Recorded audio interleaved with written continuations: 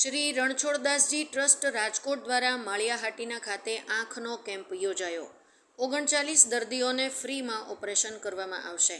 માળિયાહાટીના ખાતે આજે શ્રી રણછોડદાસજી ટ્રસ્ટ રાજકોટ દ્વારા છેલ્લા 15 વર્ષથી શહેર ખાતે આંખોની સારવાર, મોતિયા તથા નેત્રમણી બેસાડવા માટે ફ્રી કેમ્પ યોજવામાં આવે છે। આજે અત્રેની વણિક મહાજન વાડી ખાતે આશીર્વાદ ચેરિટેબલ ટ્રસ્ટ દ્વારા આંખોનો કેમ્પ યોજાયેલ, જેમાં 140 જેવા દર્દીઓનું ચેકઅપ કરવામાં આવેલ, જેમાંથી 40 દર્દીઓને ઓપરેશનની જરૂરિયાત હોય રણછોડદાસજી હોસ્પિટલ રાજકોટ ખાતે કંઈ પણ ચાર્જ લીધા વિના ઓપરેશન માટે લઈ જવામાં આવ્યા હતા।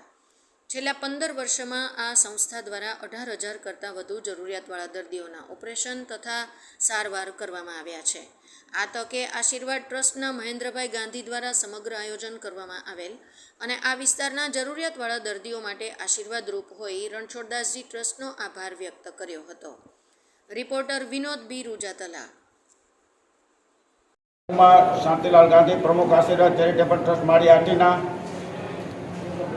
આજ રોજ તારીખ 17ના રોજ એટલે વર્ષોથી યોજાતા વિનામૂલ્યે નેત્રરોગ દવા સારવાર camp Sunidhi charity foundation Mumbai, doctor આભાબેન આર્ટ માળિયાહાટીના, આશીર્વાદ ચેરિટેબલ ટ્રસ્ટ માળિયાહાટીના સંયુક્ત ઉપક્રમે રણછોડદાસ બાપુ આંખની હોસ્પિટલ રાજકોટ દ્વારા વિનામૂલ્યે નેત્રરોગ નિદાન દવા સારવાર ઓપરેશન કેમ્પ ઘણા વર્ષોથી યોજાય છે। આજ સુધીના અમારી જાણ મુજબ 19,820 ઓપરેશન થયા છે।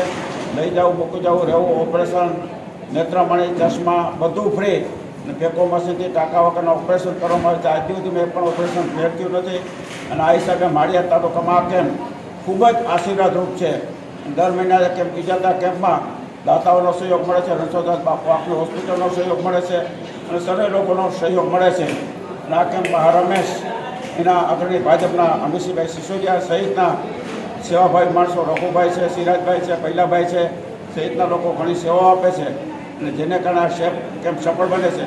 અમારી નેમ છે કે માળિયા તાલુકો મોતિયા વગરનો હોવો જોઈએ, એટલે આ કેમ્પ ખૂબ આશીર્વાદરૂપ બને છે અને ઘણા લાભ લે છે। આ માટે દાતાઓનો આભાર માનીએ છીએ, સંસ્થાનો આભાર માનીએ છીએ, ઉપરથી તેને પ્રોત્સાહિત કરનારનો પણ આભાર માનીએ છીએ અને કેમ્પની સફળતાને શુભેચ્છા રાખીએ છીએ એવી આશા અપેક્ષા સાથે મારી મને નિરાળું।